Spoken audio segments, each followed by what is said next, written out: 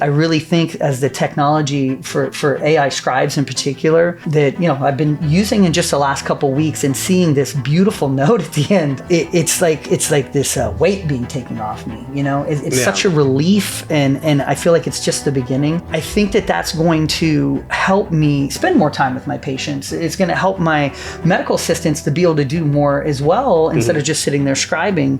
It's going to open everybody up to better patient care.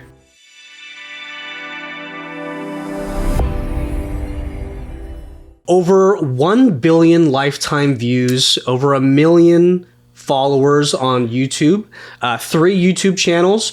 Today we are joined by MrPopZit himself. Thank you for being here today. It's a pleasure to be here. Thanks for having me. Yeah, thank you so much. Yeah. So just, give us a quick walkthrough of, who you are, what you do, what your background is, and how you got here today. For sure. I actually grew up in a small town in Ohio. So okay. I'm not from California, and I came out when I was 16 and have lived out here in California ever since. And I actually worked a lot of jobs. I used to deliver pizzas. I did bounce houses for parties. Nice. I would stock in Vons from 2 a.m. to 6 a.m. the shelves. I uploaded UPS planes in Ontario. So I've done a lot of different jobs in my walk to get to where I'm at. And I'm proud of that. It taught me a lot. I worked with a lot of different people, and it taught me what I didn't want and what I wanted to strive for, basically. Right. So, fast forward to when I was going to college, my whole family's CPAs.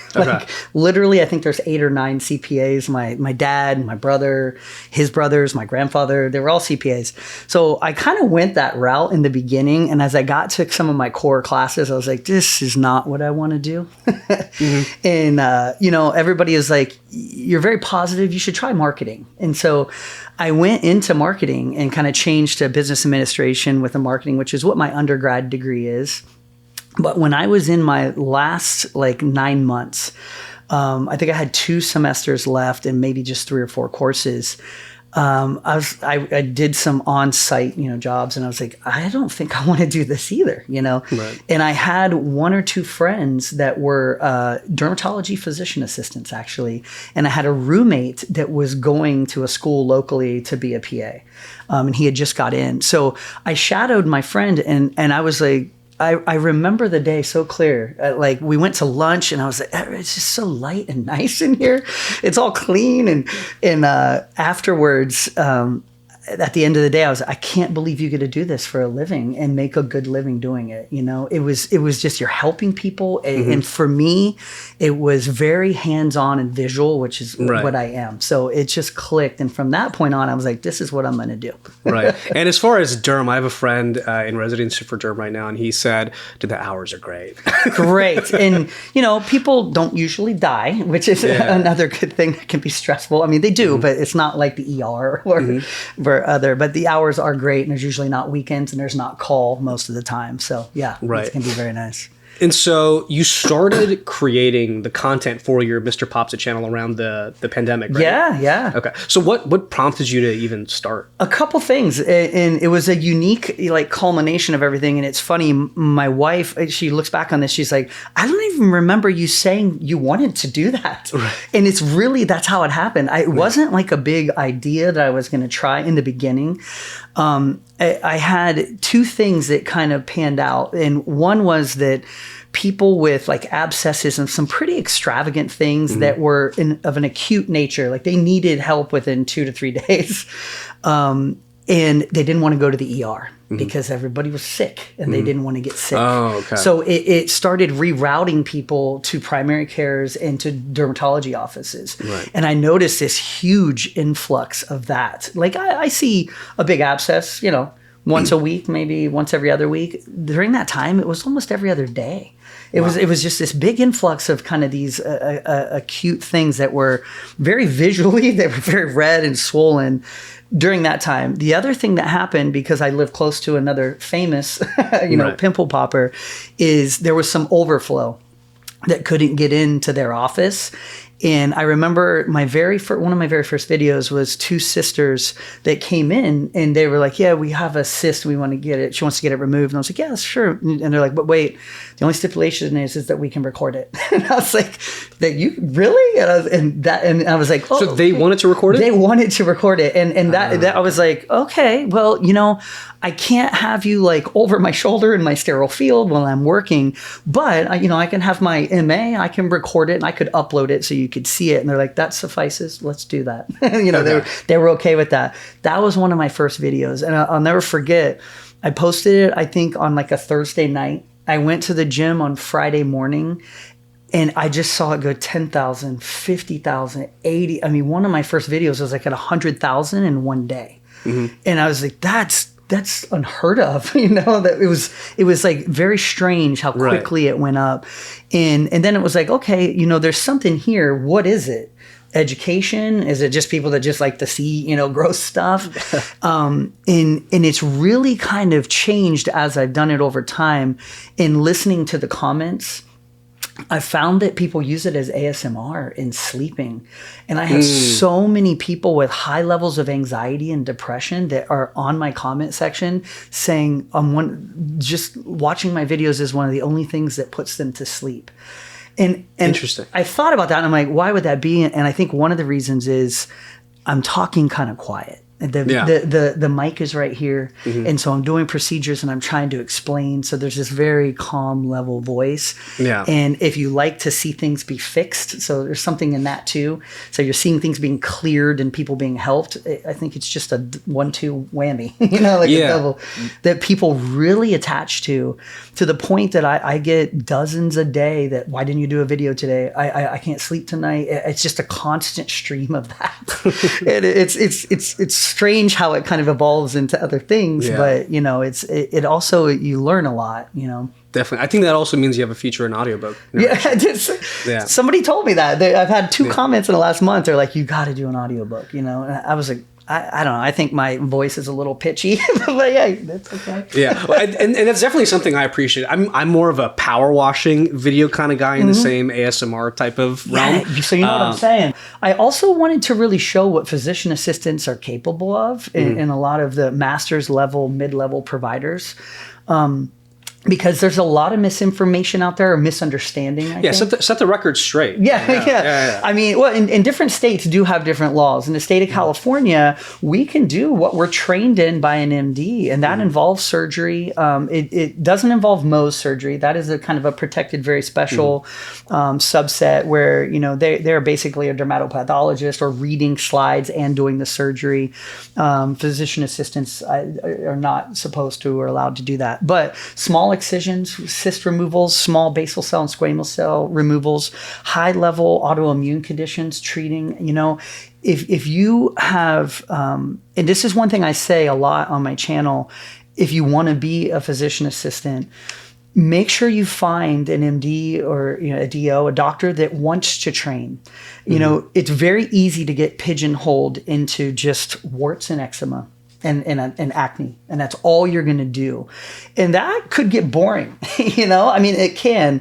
And I do a ton of that. And I like it because especially the acne, I love to see the transition and make people see them come in with their head down and see them leave with a big smile 3 to 4 months later, you know? That transition for me is the stories I try to tell. And I think what makes my channel a little bit different is I do show these follow-ups. I do kind of have these long-term videos, and I don't see a ton of people doing that. Right. And so I think people really connect to that and they see that difference. But the other thing with PAs is, you have to do your due diligence on your side as well. A lot of people ask me, like, how do you keep up on new things that are coming out in dermatology? And every year since my first year, I've gone to a dermatology conference in Las Vegas called Fall Clinical. Mm-hmm. And it's over 2,000 dermatologists and the top derms in the entire United States and some in Canada that come down and speak, like derms that just do hair, dermatologists that just do pediatrics, subspecialties of derm. So you get people that are literally seeing the most of these different conditions, and then they come and talk to you for 20, 30 minutes. And you're there 4 days. And that made all the difference for me as a clinician. And before I had children, I would go to local dinners with pretty much everyone I got offered to go and just hear these local doctors that if there was a new medication that came out. And that's so important. It's so important to differentiate yourself and to really go to the next level and to be able to work up cases with your MDs and say, hey, I'm thinking this is in my differential. And, if you put in your work, they're going to be like, wow, that you're exactly right. Let's work this up, and that was a big part of what I tried to do in the beginning. And then what I wanted to showcase on my channel and the education side. Basically. Definitely. Yeah. I think something that's really important too is, sometimes, and I'm speaking mainly for myself here, I've gone in for a procedure before and it was done by a nurse or a PA. And in my head, I was like, oh, I thought this would be done by a doctor. Yeah. And so there's a degree of, I think, trust that is super important when you have, an NP or a PA doing those procedures. And I imagine that, having this type of community and this trust built with your viewers really helps if those ever convert into actual patients, because they know, I know this guy, I know he's good, and he's going to make sure that, I get my relief needed. For sure. I've had people reaching out from Europe and in certain parts of other countries, 52% of my views are in the United States, 48% are all over the world. And I have people from, Iraq, Iran, Syria, Australia, all over commenting. And I've had a couple reach out by email, one in particular from the United Arab Emirates. And he wanted to fly in. And this happens quite a bit. I've had people from Boston, Miami, they come from out of state quite a bit. I had a girl just about a month and a half ago, she's watching or sees this, hello. She flew in from Chicago, a little bit of eczema, and just wanted to take a picture. Easy thing that could have been treated anywhere. Right. She came in and just wanted to give me a hug and take a picture. And right. I was like, that's just amazing. Right. That's very cool. But when they send their email, I tell them two things. I say, within 30 to 50 miles of you, there's probably 20 to 30 clinicians that could do this perfectly, for you. Mm. One. And two, I'm not an MD or a DO. I am a physician assistant. I always like to make sure people know that. I think that's important. Yeah. So there's no surprises or anything. And they all say the same thing. I saw your work, I see your stitches, and I see your scars, and that's who I want. Almost 98% say that, and I was like, okay, that's great. I mean, that's why I'm doing it. But it's humbling, and I enjoy it. Right. Yeah. I'm also realizing right now that if you wanted to add to your laundry list of odd jobs you've done, you could also moonlight as Tom Colicchio from Gramercy Tavern. Somebody said that the other day. That's funny. I get all these people say all these things. You look like this guy or this other person. I do get that.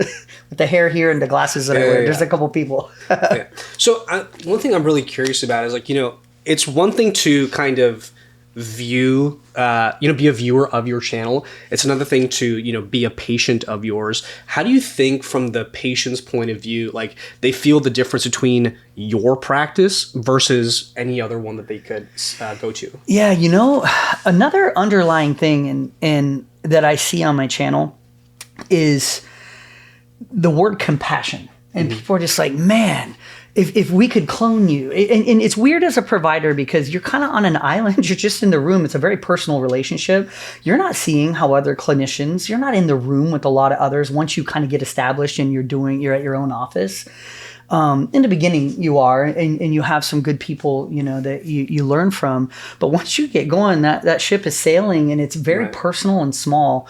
And so you don't know how other people are treating. And I think that there's a lot of people sometimes that go into medicine because it was expected, maybe from their family, or and it's not their passion. And there's a ton of people out there. It is their passion and they do great work, I think. But there's also some that maybe it's not there for them, or maybe they're burned out. And I only say that just because I get, 1,000 or 2,000 comments a day, and going through that, I see this over and over. And so what I see on the patient side is this relief, man, you went the extra mile. I had this procedure done and they left parts in there. It came back 3 years later, like you say.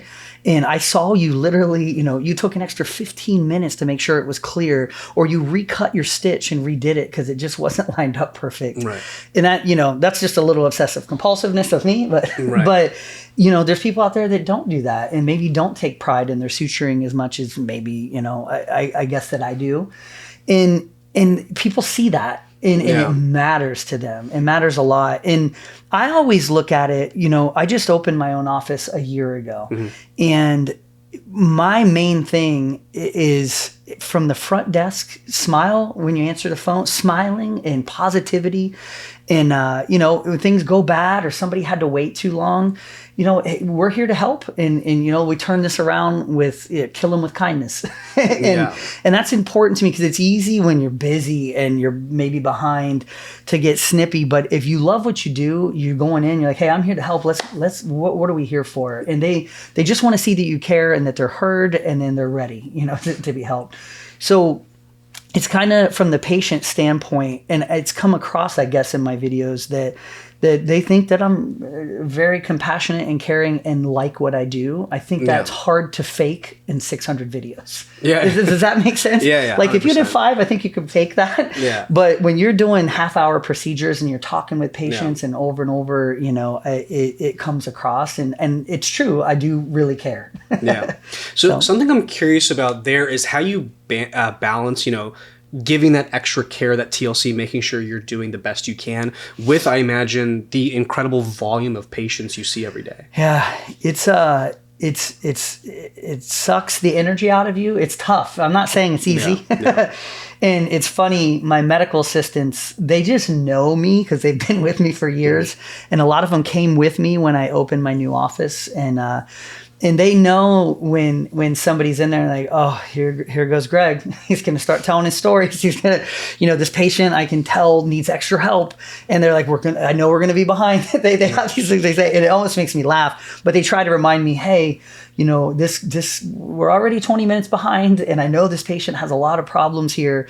And they try to remind me subtly, but basically, I give people the time that they need, and I do get behind, and I've even had patients tell me, I don't care how long I have to wait. You're worth every second of it. That's said a lot, and I take pride in that. I don't take pride in getting behind sometimes, but I always tell people, when you're doing surgery, sometimes you hit an artery.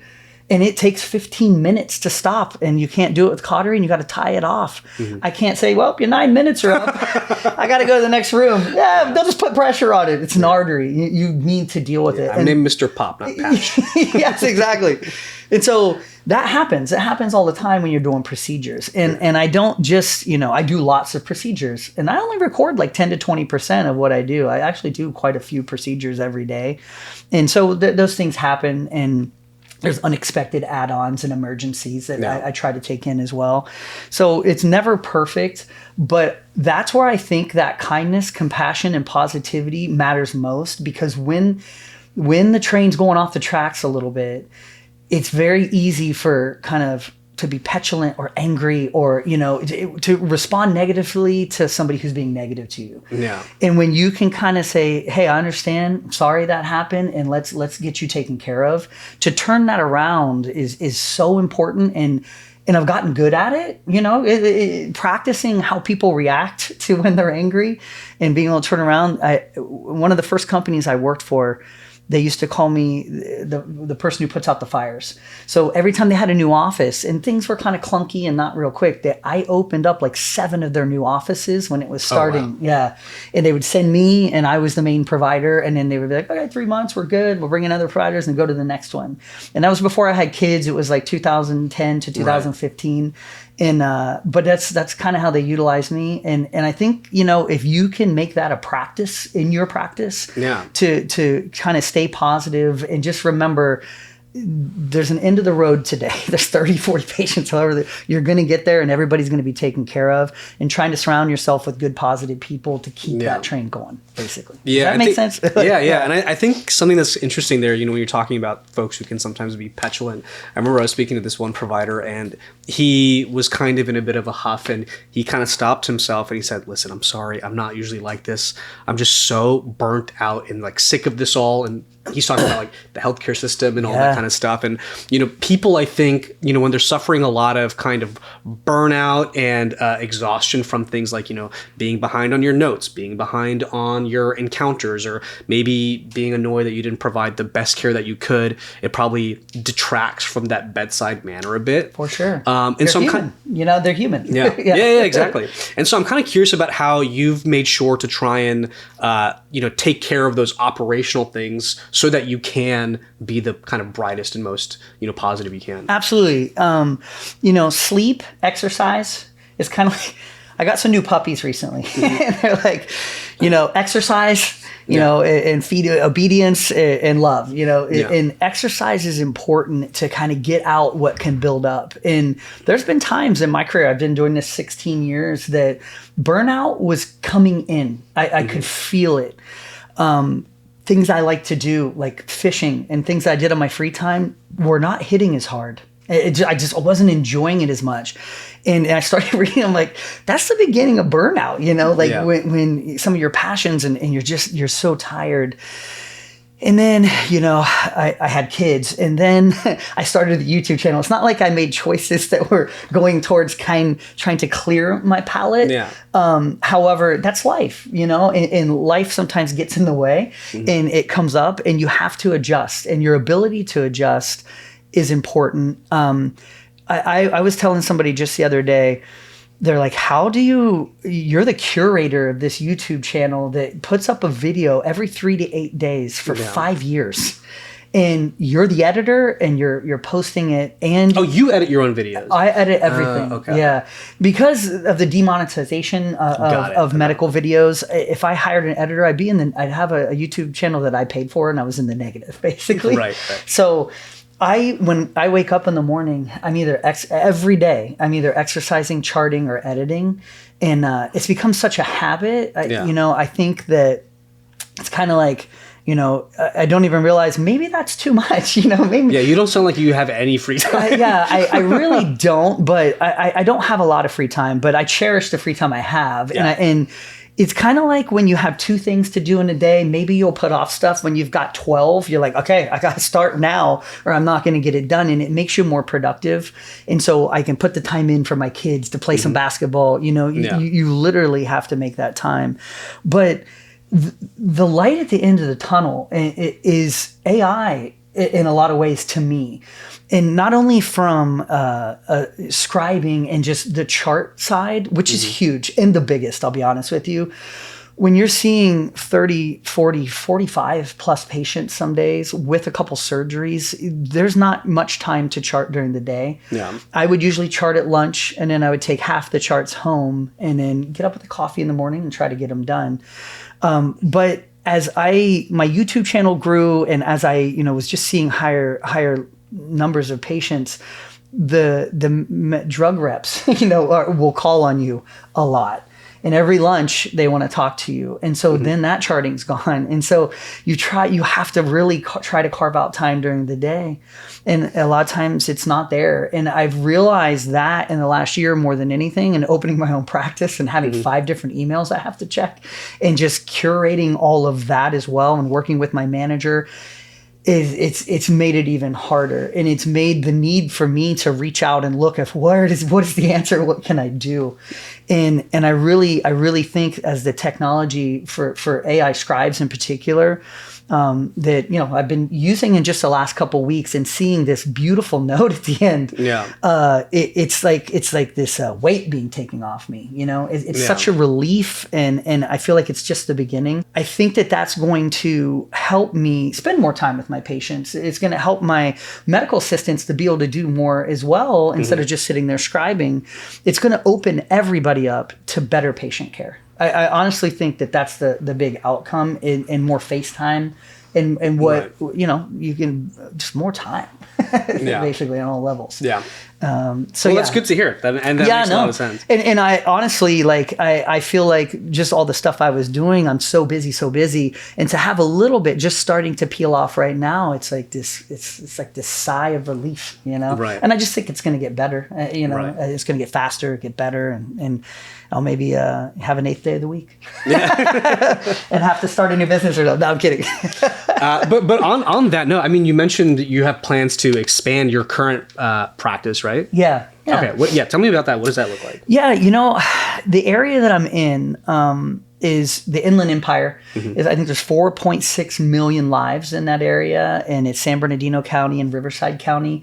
I was reading, this year it's the 12th biggest metropolitan area in the United States, and the fastest growing in California, because you can move out there and get a little space. A lot of people are moving from LA or different areas of California to have more space and maybe not as expensive, house. And so that growth, I think there's a big opportunity there. Some of the areas, are hot and not everybody wants to be there. As far as providers, it's not really flux, with a ton of providers either. So there is a need. I think there's a big need, and in particular in the specialties. And so my goal would be to open up a couple offices out that way. I know a lot of physician assistants and nurse practitioners that are friends of mine that are open and ready, and it's a learning curve. This is, one of my first businesses I've ever done, and a medical corporation is not a particularly easy thing to open with all the regulations and everything. So it was a stiff learning curve, and I don't want to jump out too far ahead of myself, but in the last 3 or 4 months, it's really starting to go where I dreamed it would go, and just in the influx, and it was a lot of work in the first 6 months going to the local primary cares and saying, hey, I've been in this area 16 years, I'm just at this place now, and to see them go, I was looking for you, it was nice, and that's opening up a brand new office and not purchasing an office, it's like planting seeds and watching them grow. Right. It is a slow process in the beginning, but it gets there. And especially when there's a need, I think the online presence helps greatly. And I honestly think it increased the presence and the growth by 50%, if not more. Wow. Just because I've had friends that opened up new offices that are my dermatologists that I know very well. It took 2 years or more to really get to that point. So for me to be able to get there at 9 to 10 months, I'm very grateful. Right. Right. Yeah. It's and for a man that has no time, I imagine, the positivity probably helps a lot, and just wanting people to help you move things along. Yeah. And being able to, there's something that happens when you meet 40 people a day. Yeah. For 16 years, I think it's like 100 to 110,000 patient visits I've had in 16 years. Seeing 7 to, 8,500 a year for multiple years. It was a lot. You get pretty good at reading people and people's intentions and body language. And so, when you're hiring people and just positivity, you can train a lot of things, but having somebody who smiles easily and cares about people is so important. And you can kind of pick up on that pretty quick. And that's one of the most important things to me. Everything else can be learned in a lot of ways. But when I've got positive people and you surround yourself with that, when the wheels start to come off, that matters more than anything. When you got a busy day and people sometimes are coming out in the hallway yelling, it happens. Yeah. You have patients that have, mental issues. I see a lot of that too. And it's not easy, but you work your way through it and you're ultimately there to help. So, right. So kind of going back to, the massive growth that you've been seeing, what are some of the hardest things that you've encountered when scaling? It's in particular PPOs, HMOs, cash patients, cosmetics. How much of each do you want? You kind of have to make a decision on that. And each area is different. And I look at it, if you get too much caught up in the money side, which I don't. I really don't, because once you go down that road, you're like, oh, is that a Medi-Cal patient? Is that a PPO patient? You start thinking that way. How many openings do we have? You just help people, and you got to have a certain number that you see to be profitable. Obviously, it's a business, but if you can just concentrate on the people and helping, everything else falls into place. They go home on butterfly wings. I tell my MAs, I'm like, that person left with butterfly wings. They've just floated out of here. No. They felt heard and they felt helped, and they're going to tell their aunt and their brother, and that's what grows a practice. And it will go out, even if, they were a Medi-Cal patient or a cash patient, they're going to tell their family that has PPO, and it all will come in. I'm kind of stratified at like 40% PPO, probably 30 to 40% HMO, and about 20 to 25% cosmetic or cash patients. Gotcha. Which I think is a good stratification. That's kind of what I look for, because when different things happen, the first part of the year and people have high deductibles and the PPOs drop off, you still have this positive cash flow coming in, Right. So that in and of itself, just kind of trying to figure that out. And, I honestly just don't worry too much about that. And that's something that I saw when, there's a lot of hedge funds and investors that are coming into dermatology practices, to dental, cosmetic dental practices. And what I found with that, and where I was running into issues that wanted to make me open my own practice, is I know how much time I need to book all of these procedures. So when I go up and say, I need 30 minutes or 45 minutes for this, when I was at a place that was run by non-clinicians, they just had numbers that they wanted to reach, and they didn't really, it doesn't matter if it's a laser, it doesn't matter if it's a surgery, it's 15 minutes no matter what. Right. And that would get me behind a lot. And then I'm where the rubber meets the road. I'm the one hearing, the angst, and it's very stressful on that side.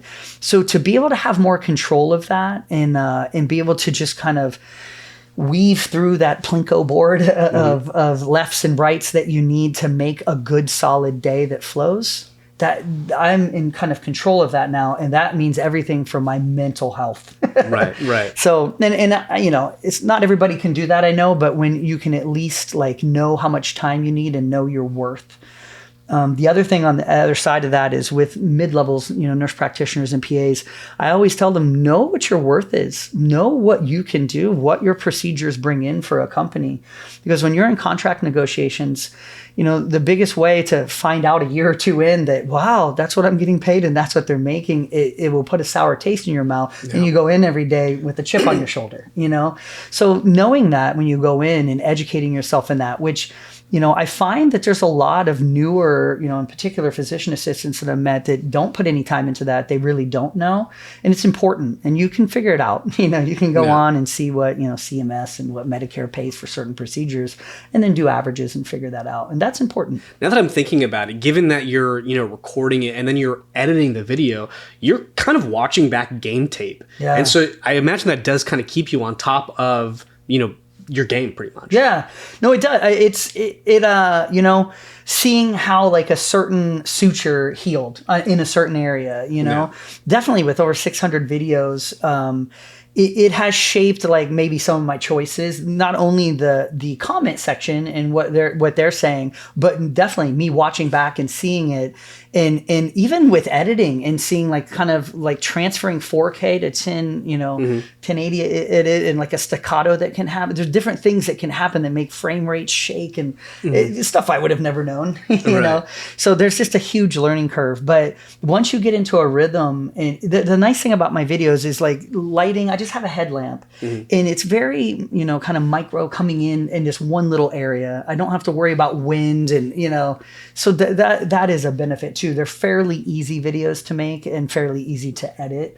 And people just love to see them. Yeah. And then to the point of, other, medical practices looking to create their own content. I think something that's interesting about what you just said is you have a backlog, and that's kind of I imagine the content creator's dream, because you hear some of these entertainment creators, they talk about how important it is to brainstorm and, all these, different types of things that they want to create, but you're just kind of stacking them up day by day. And there's more that you need to get to if you could. Yeah.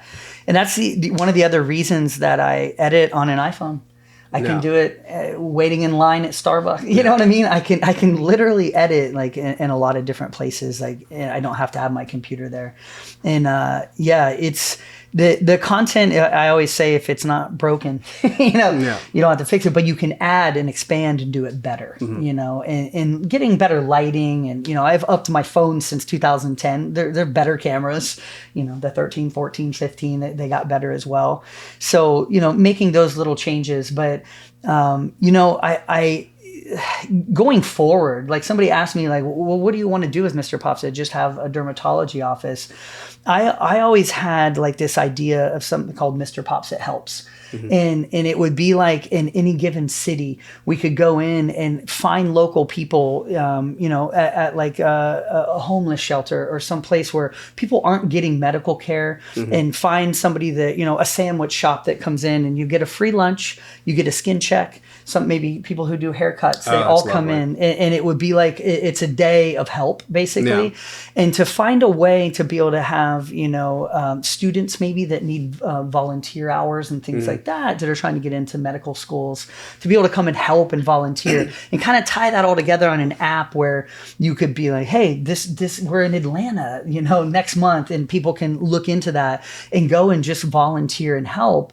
But medical providers can go as well. Some of these little simple procedures are very easy to do. You can set up in a small tour bus and you could do skin checks and just little things where you could help people and find bad cancers sometimes.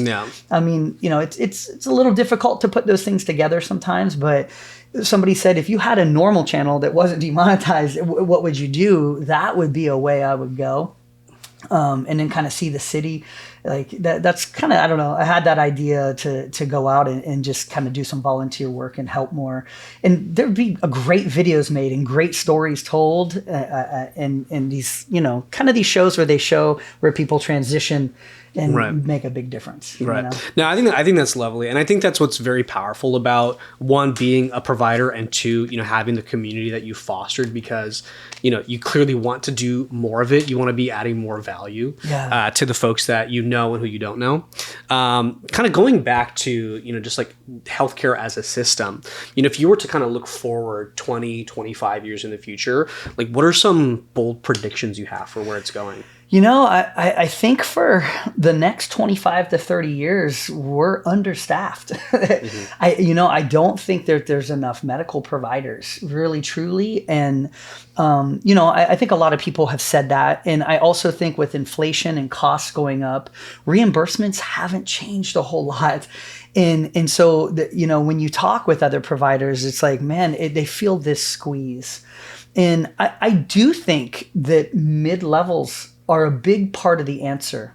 I do. I think that nurse practitioners and physician assistants are a big part of the expansion for MDs and DOs. But there's a huge responsibility on both sides that comes with that. One, from the mid-level side, you need to do your due diligence, and you need to know when maybe a company is overextending you, and you maybe have not, studied enough to be in a position where you're more autonomous yet. And you need to personally take on that responsibility for, your just kind of what you've earned in the school that you put in. You don't want to lose that by, overreaching and making mistakes. And from the other side also, the companies training these mid-levels correctly and putting in the time to train, because there's kind of such a need that I do see there's pushes of places opening up and pushing people out there maybe that aren't 100%, ready, or, and as a clinician, make sure that you're getting that education, so you can expand and get better. You're just going to help more people and you'll do better for yourself as well. So I think that transition's already happening, and I think it's going to meet this equilibrium. And I also, with my channel, was talking about someday doing like this training program for mid-levels, like a surgery training program, and where they could come in, when I have a few offices, and see like, hey, this is how you would do a dermatology clinic and see this many patients in a day and do different procedures. And make sure that they're getting that proper training. That was something that I always thought about as well. But I do think that it's tight and it's tough, and people are feeling feeling that squeeze on the patient side and on the provider side. Yeah. But I look at it kind of like in office. You hire a lot of people, you're not busy yet. You're like, oh. And then you get too busy, you need to hire more people. Those things don't happen at the same time. And it's uncomfortable, and it's just the way it is. And I feel like these ebbs and flows are just the way it works. Yeah. And I think it's the way medicine works too. There's a need. They're trying to get more people to come through, but we haven't caught up yet. And so it can be uncomfortable, but I think we're going to get there. And I think that there's a lot of very passionate people who care a lot that are going to school and they're getting out there and helping. But it's, I don't have like dire predictions. I don't think, it's all going to not work out. I think it's going to get a lot better. But I think it's going to take a lot of work and a lot of people, where the rubber meets the road and getting out there and getting it done. Yeah. So, given that your videos were made for the purpose of education, I imagine now a lot of viewers and patients are a lot more literate when it comes to dermatology, much to your dismay or pleasure, I don't know. Yeah. And so, how has that changed how patients actually come into your encounters? Well, a couple things. One, there is a lot of misinformation still out there. A lot, actually. A lot of people that aren't medical providers that are uploading videos. So it's just so much information. It's information overload. So people trying to pull through and find what's right or what's wrong or what's best or what isn't. It's definitely, it's a mountain to get over sometimes when, you have limited time sometimes and the patient's coming in and you might do your whole exam and then they're like, oh, I have some questions. And then they start asking about certain products. I tend to keep a lot of things simple. There's so many topicals out there and things. And I kind of have a little thing I talk about, which is, a gentle cleanser, a good moisturizer, a good sunblock, maybe some antioxidants and a retinoid. Pretty simple. That you can get way down the rabbit hole with toners and all these things. Yeah. But trying to keep it more simple and from that aspect with like products and that. The other thing from when I do my videos and the feedback I've gotten in person and in the comments is they've told providers, hey, this is how you do it because I saw this guy. Like they've literally told providers, you need to flush first and then do this on an abscess. It's just kind of funny where I'm sure that these people feel pretty vetted and that they've seen 300 cyst removal videos, or 400 that they could probably do it if they had training. But they think it should only go a certain way. There's multiple ways to do stuff. There's multiple ways to close things as well. And that's one thing I try to put across, especially as a provider. I never throw another provider under the bus ever. One of my mentors said that when I was in school. Like there's different ways to do things and people may have learned from a different school of thought and it can still get you to the end product. So be open to that as a clinician and as a patient. You should be open that there are other things you can try and that's how you learn. And the one thing I like about medicine is I still learn daily or weekly that, you can pick up something new or something new that came out or is changing. You just got to be open to that, And that's one of the reasons I do my channel is to show that there's different ways, in particular with acne and extractions. Right. There's so many different overseas and there's a lot of people doing that and there's a lot of different ways to do it. And I have kind of changed in my years as well. So right. Yeah, that's great. And I like that you say keep it simple because I've definitely fallen into the trap of, okay, I need an 11-step Korean skincare program. Yes. If I spend $250, this is going to go away. Yeah. A bag of stuff. They come in with 20 things and they're like, just pull out the ones I need. I'm like, okay, well, what time do we have here? I'm reading ingredients. It's kind of funny. Right. So going back into how you actually manage and run your practice, there's so many different tools or systems that somebody can use, whether it's for your EHR, note-taking, charting, all those kinds of things. What are your thoughts on, using an all-in-one platform versus like a mix of specialized tools when running your practice? Absolutely. I think an all-in-one, especially if it's a quality product, would be the way to go. When you can just have that one vendor to reach out to and to talk with, and when there's a problem, the integration, with all of these EMR systems and one thing doesn't work with another. And I was looking at like, scheduling in the front. Does it work with my EMR system? Should I use the EMR system that I have or a different scheduler? And so many different practices do every different integration of that. Like there's so many different things that they use and so many options out there. It can be hard to pick something. You get two and then you want to add something else and you have to change the original two to match the third that you think might be the best. You know what I mean? Right. It can be very frustrating and very confusing. So I think if you can get, especially on these like platforms with digital, and computer systems and using, an iPad and anything that can integrate, it's a win. Right. So when you are, kind of reviewing and considering, certain tools or platforms, what really matters when taking it into consideration to actually buy it? Absolutely. As far as with, all the issues that I was talking about earlier with compensation not really going up, but all the pricing going up and in so many different regulations and things you have to jump through. And I didn't really talk about the answer yet, which is, I think, artificial intelligence. I think it's AI and AI done correctly to free up your time. Because I feel like from the patient side, they feel like there's a huge lack of either attention or compassion because of the speed that has to be done on the other side. Right. So there comes this kind of like thing where you can get faster and you're trying to see more patients, but what are you losing as far as compassion, integrity, or time in the room? And to be able to do that and actually spend maybe the same amount of time, but feel like you get more done or feel like it's a more compassionate visit, I think the answer to that is speeding up the digital side, the side of typing and just scribing or answering phones. And when I looked at a lot of different ones, Kimure was one that I really liked and I think encompassed all that and is why that I'm going down that road and choosing that. Right. I think it's great. Right. That's amazing. And I'm glad to hear it, Yeah, obviously. for sure. But it kind of sounds like you're saying there's like an opportunity cost when looking at it. It's like, look, the asset is time. And if you're going to spend it on, charting manually, or you can take that time and apply it to actually seeing your patients more. Yes. That the one thing we can't change is just time. It is the rate limiting. I mean, it is every day. I'm just trying to eke out another 5 minutes in something. Yeah, you got to edit. You got to go fishing. Yes, I got to play with my kids. And I do have a wife, and we do hang out, and it's great. But having a relationship, there's a lot. You're getting pulled every which way, and it's just becoming more in every aspect of people's life, and even advertising. In every aspect, it just feels like it's kind of like coming to a head. And honestly, in the last 10 years of medicine.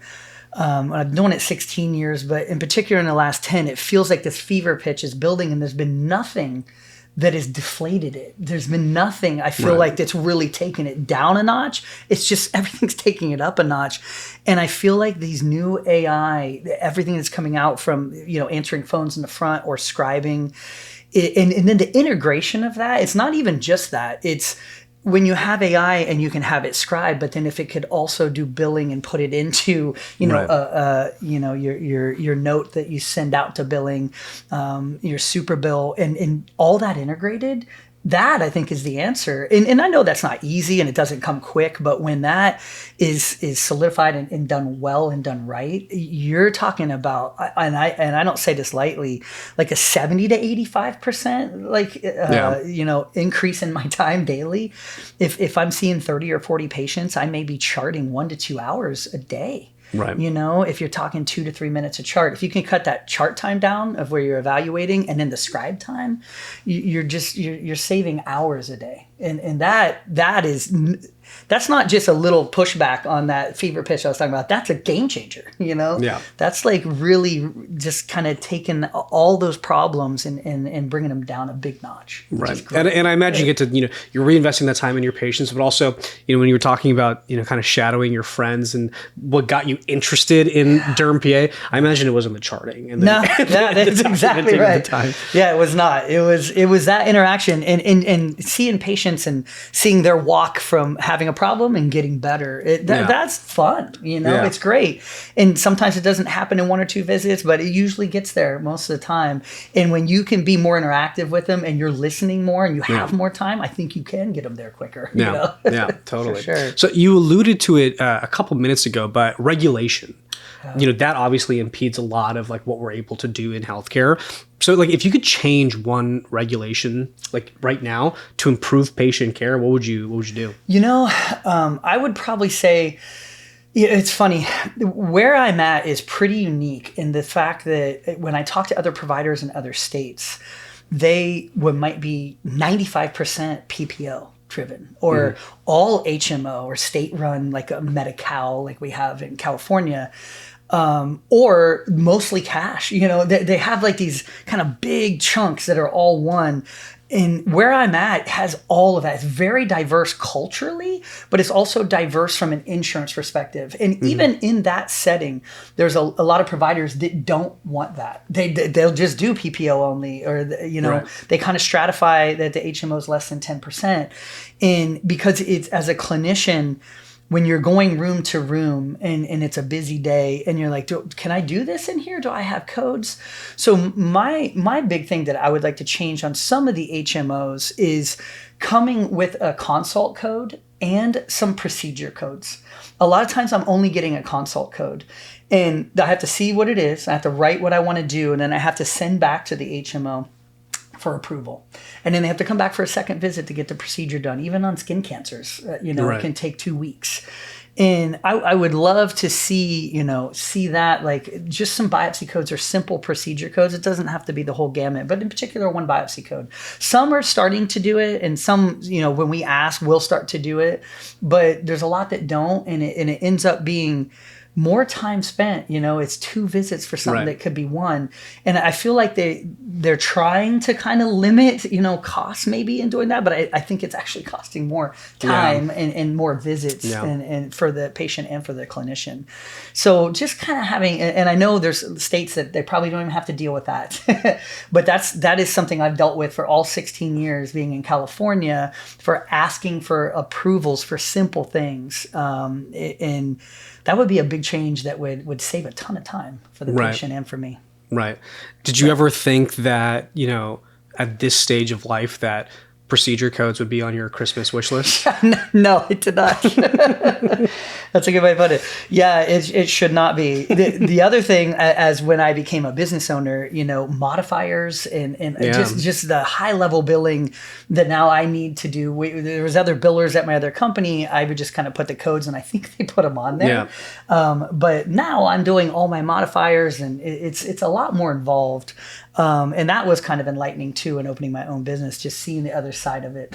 Yeah, totally. It's very involved. So, with where automation and tech are going, like what excites you the most about the future of, patient care? Gosh, I honestly like just using Chimera for just a couple weeks and walking in the room and just having this whole thing happening as I'm just having a conversation. It's like such a relief. It's almost like this weight taken off of you, and sometimes there's little things we have to add, but having that conversation and then having it put into a great note and not even having to think about that anymore.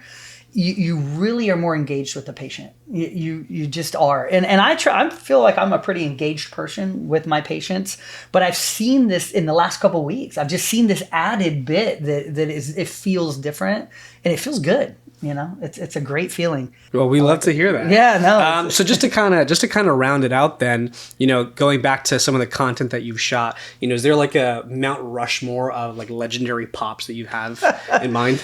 There is. I have.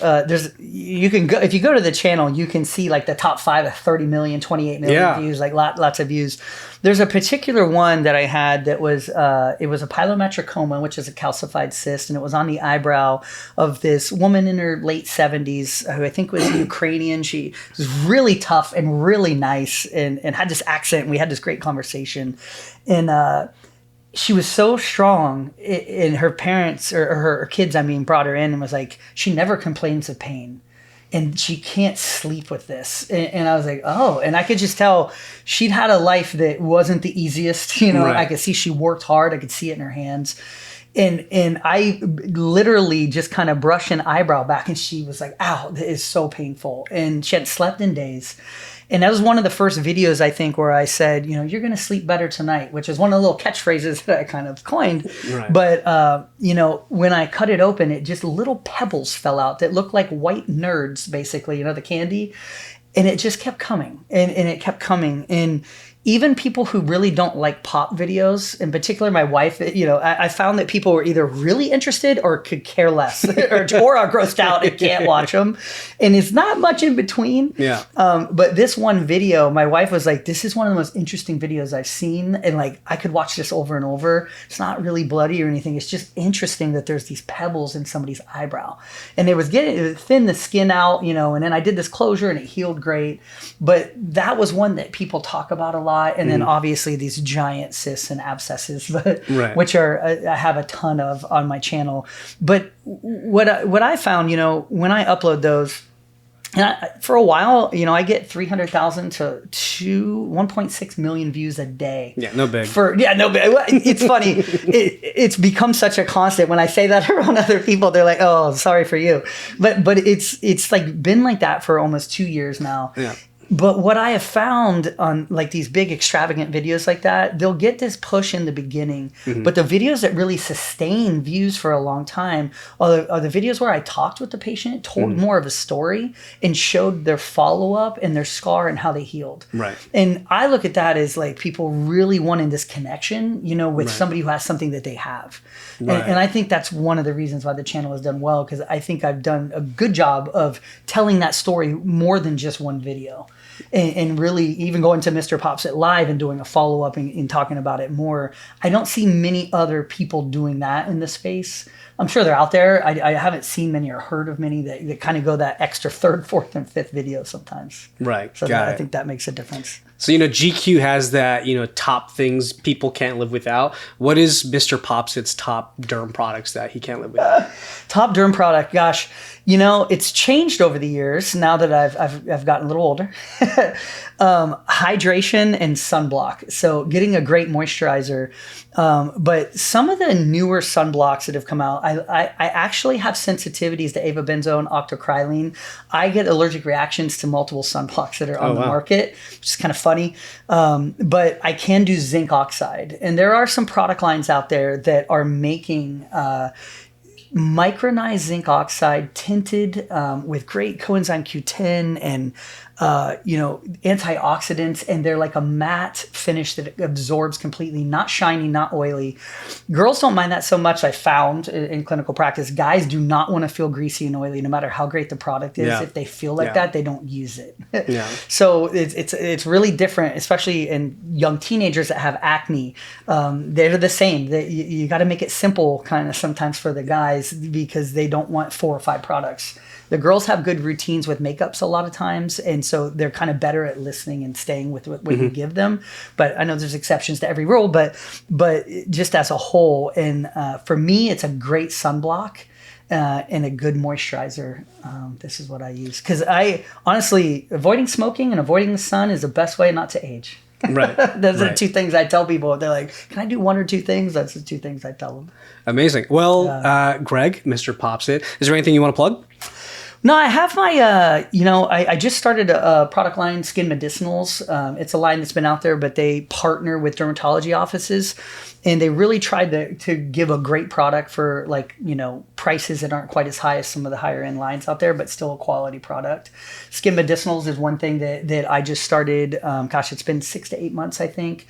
I do talk about it on my channel. It's something that I do use. And there's links in my descriptions on my thing if you want to look at them. But thank you for popping by. Yeah, thanks for having me. I appreciate it. It's been great being here.